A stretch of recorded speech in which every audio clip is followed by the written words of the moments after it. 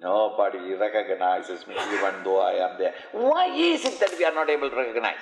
The teacher explains, Ichchadvesha. Ichchadvesha samuddhena. Ichchadvesha samuddhena. Dvandva mohena bharata. Dvandva mohena bharata. Sarvabhutani sammoham. Sarvabhutani sammoham. Sarge yanti parantapa. Sarge yanti parantapa. Ichchadvesha samuddhena. Born out of desire and aversion. All of us do it. When we are living at the mental and intellectual level, as an individualized entity, when we come into the world outside, we divide the world into two immediately. Ichcha, these things I desire to have, I love it. And dvesha, these things I hate. Everyone will do it.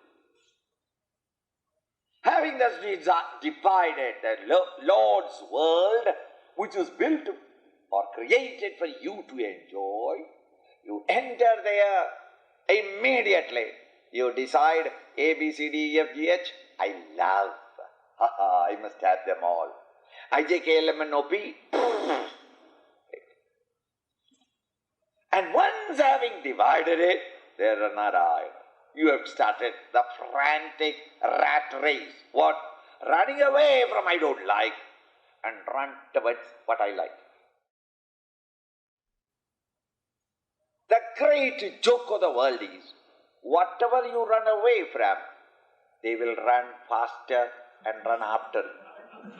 What you are running for, it has got a knack of running away from you much more faster than you can run. What I want, it will run away from me. What I don't want, always will come back. The eggplant. Unfortunate. I don't like eggplant. I don't know why. I just can't. I think the thing looks as if in that floating in the gravy, it looks like worms or something. Some aversion has come in. Wherever I go for bhiksha. You can't tell him that, no, don't make eggplant because Swamiji doesn't like it. That is funny. There's a Swami who eats whatever that. The second dish or the third dish will be. And that the lady says, Swamiji, this is not available here. We got it down from Chicago. Why? Because I don't like it. It must come from Chicago.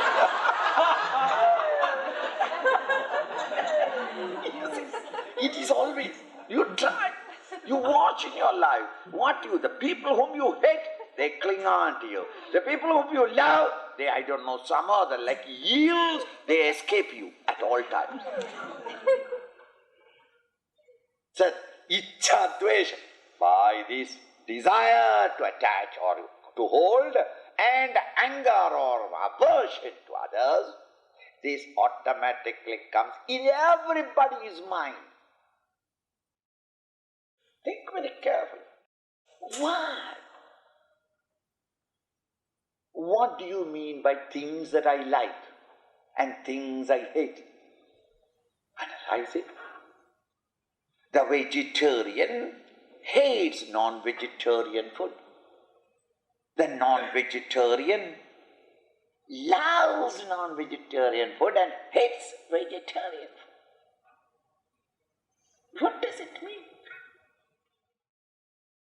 Things which are conducive to your vasanas, you love.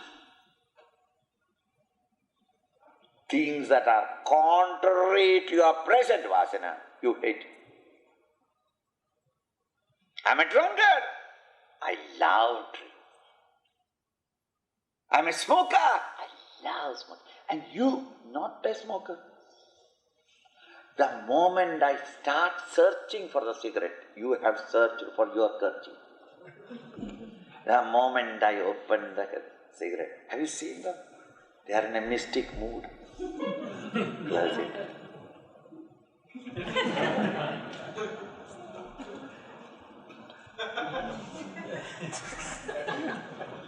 They are in a mystic mood. The cigarette is hanging only, but they have already entered into the bliss.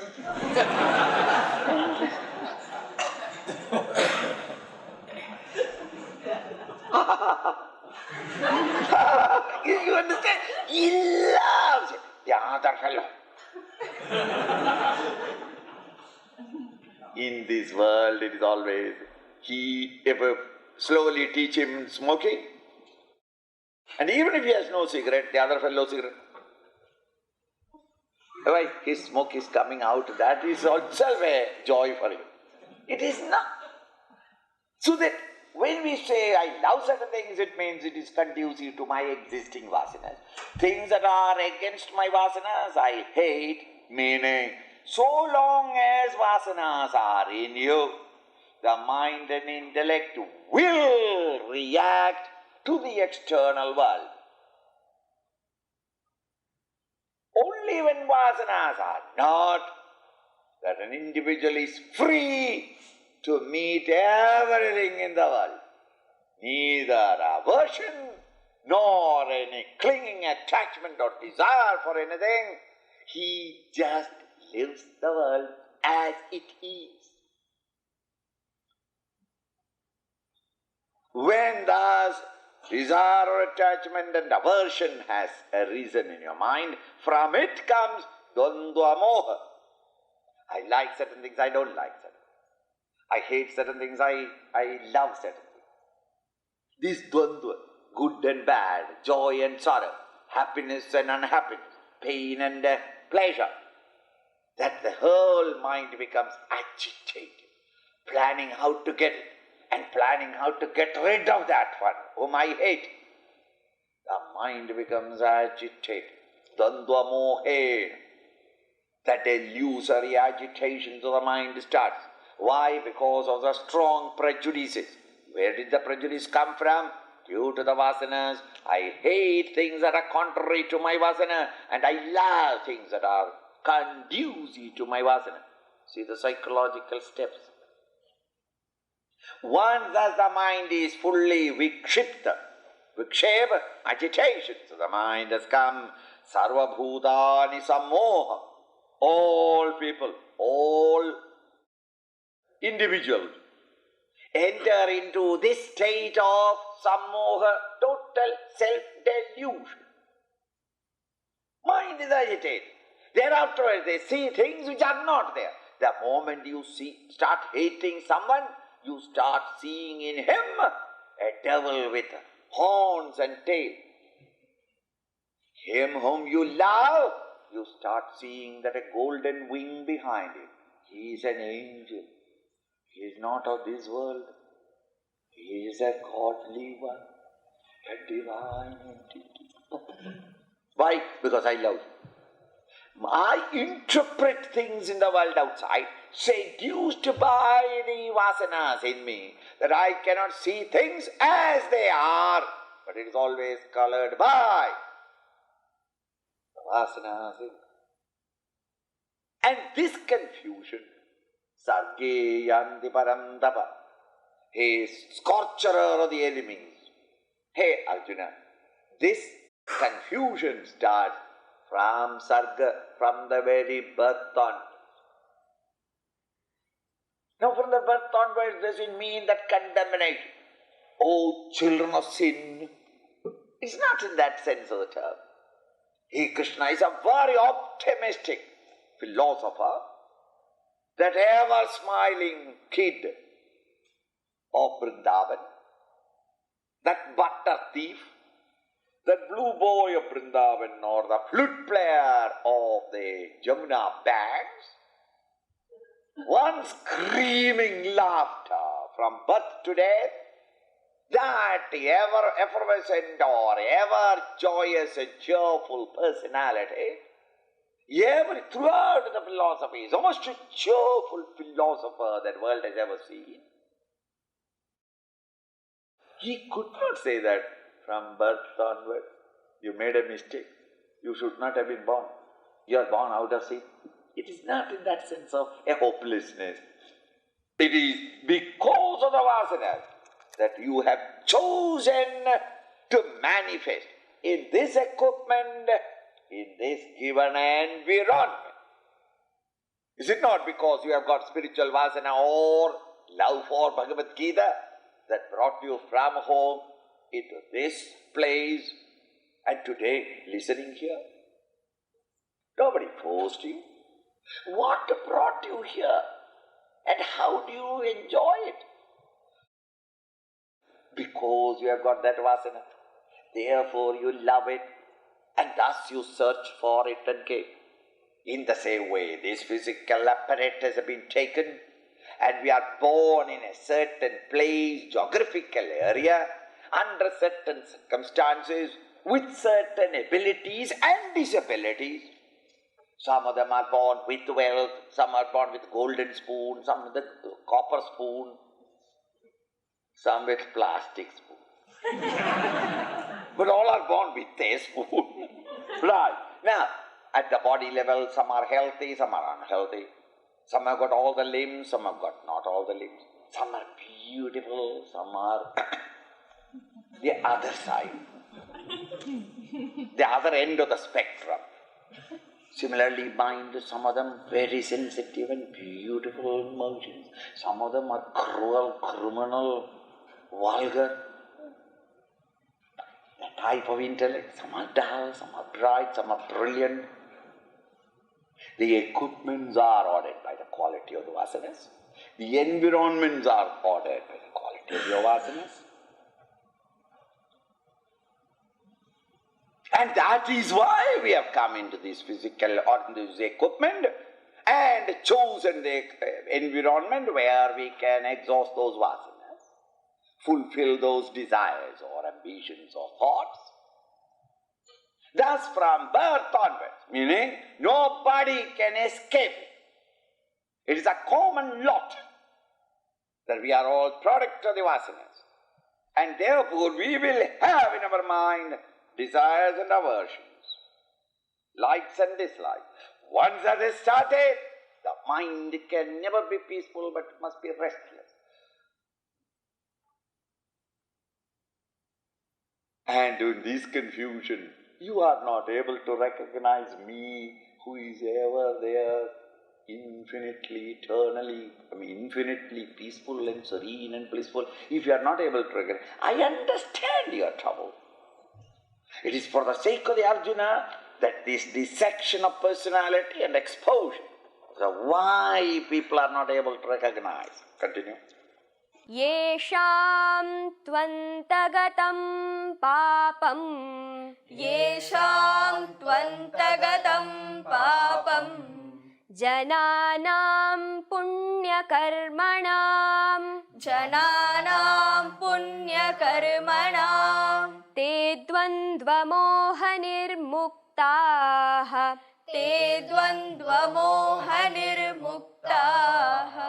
भजन्ते मां दृढव्रताः Now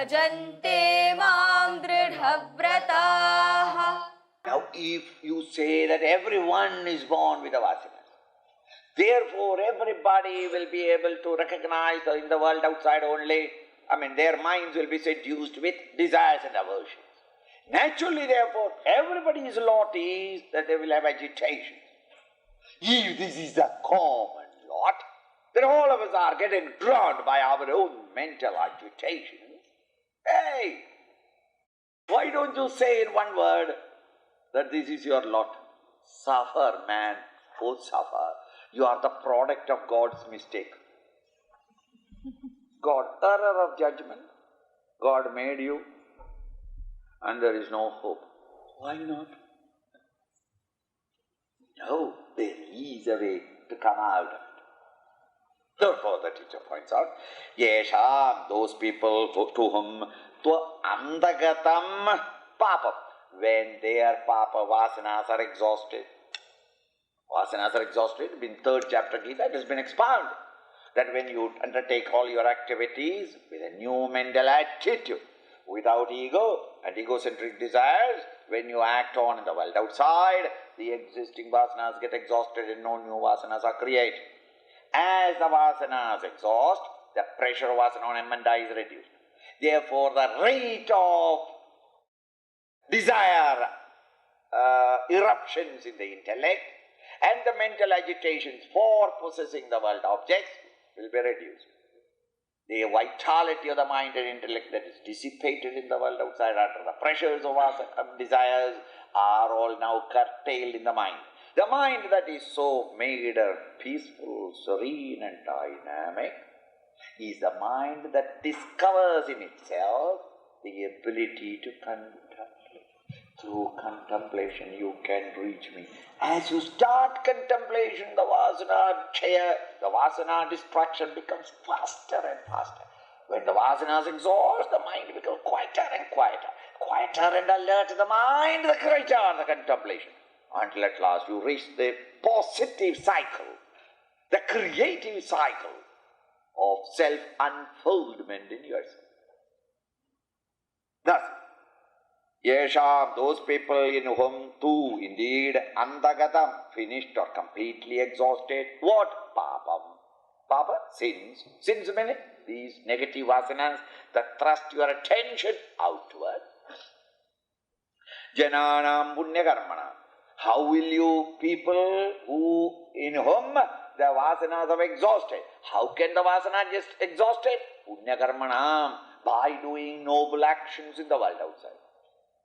Noble actions meaning actions not dedicated to selfish desire fulfillment, but actions undertaken in a spirit of dedication unto Him, in the spirit of service to others. When you are doing it, they are all noble actions.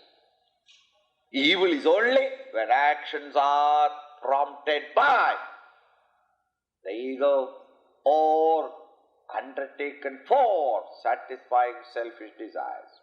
All are evil. But if your intentions are not that I must destroy, but in order to create it I try, and in that effort it dies as a doctor in the operation theatre, it is not a murder. Thus in the spirit of dedication unto Him, when you undertake an activity without ego and egocentric desires, because both these are surrendered at His feet. And when I act on the world outside, is punya karma, noble, virtuous, righteous actions. And by those punya karma, punya vasanas are created. The noble virtues are created, or virtuous vasanas are created. When noble vasanas are created, the ignoble vasanas is an antidote. And by the pressure or the demand of the punya karma, you start doing more and more punya karma, more and more righteous actions.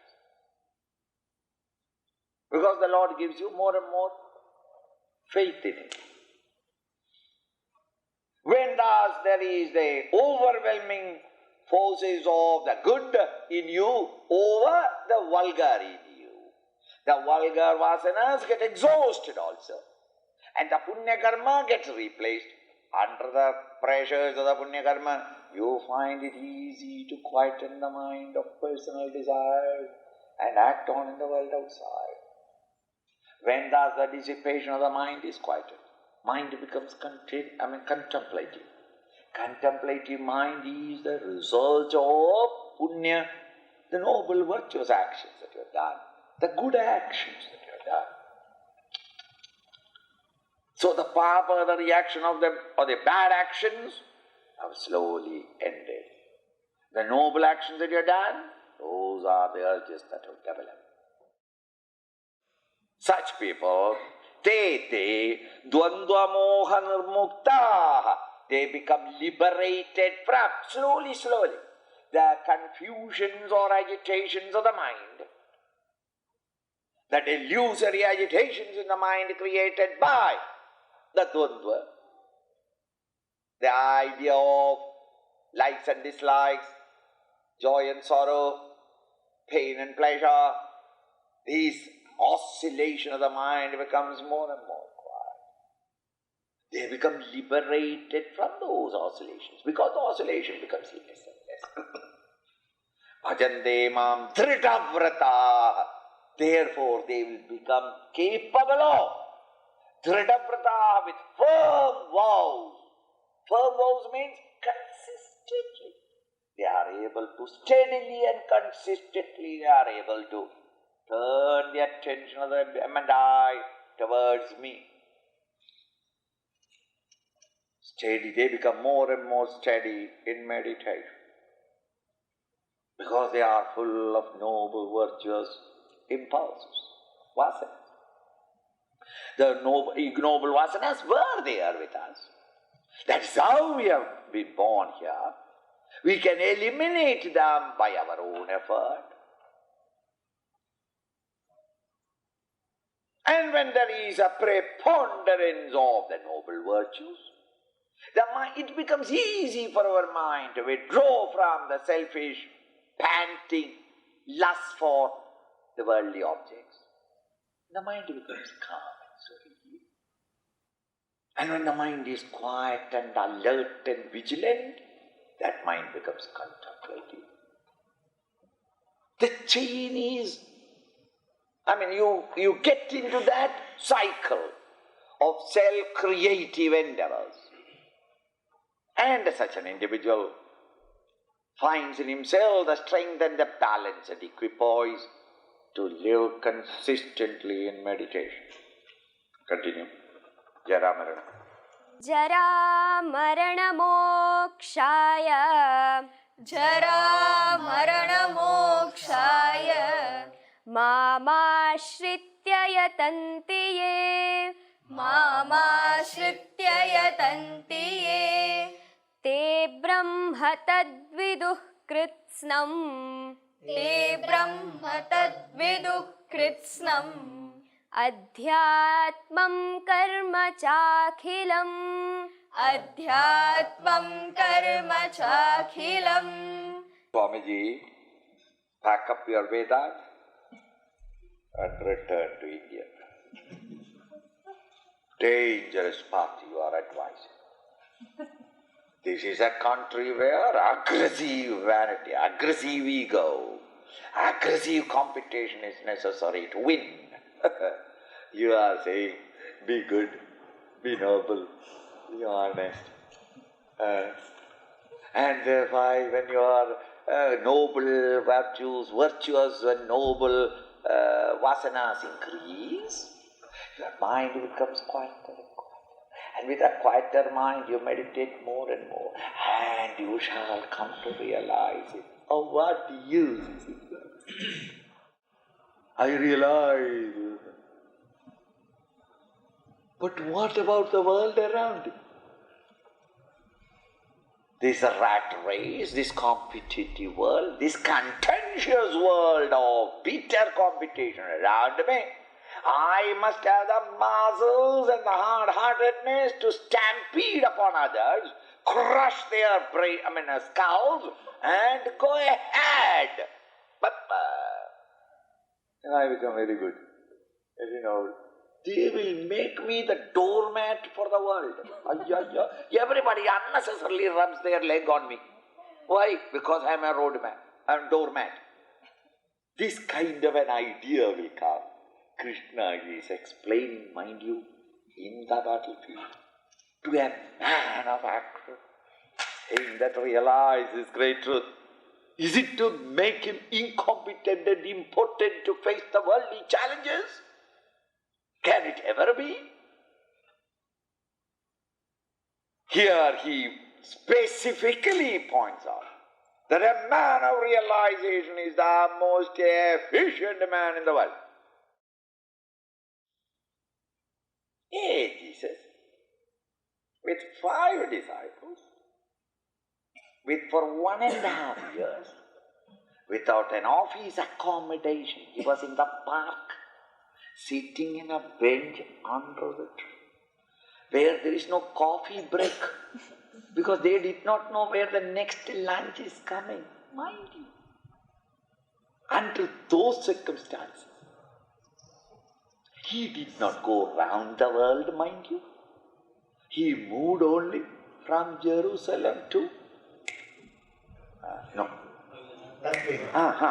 that is the longest distance. Long ago he had gone to Egypt once. There is a suspicion that he must have visited Egypt. That's the longest distance he has covered in his lifetime. But that which he said, how efficient and competent must be that master, that how it has spread out now throughout the world. Muhammad, from the mountains of Sinai, he came down. Where? Up to Mecca, Medina. This is the distance he moved. But the work that he has done is so efficient and competent. Today, that Quran rules over in all continents, is it not? Where are the great, political and economic masters and great leaders who came with all the modern mechanical equipments, including computers? One guy, all alone, sat under a tree in Sarnath, trained some 182 disciples and sent them to Far East and to China and conquered that whole area philosophically. He had no mini-skirted secretaries, no correspondence, no filing system, no index system. 182 people's name, can you remember? Where they are, at what time is there, what are they doing, to remember everything. What an efficient, competent institution was Sri Buddha. One single solitary individual.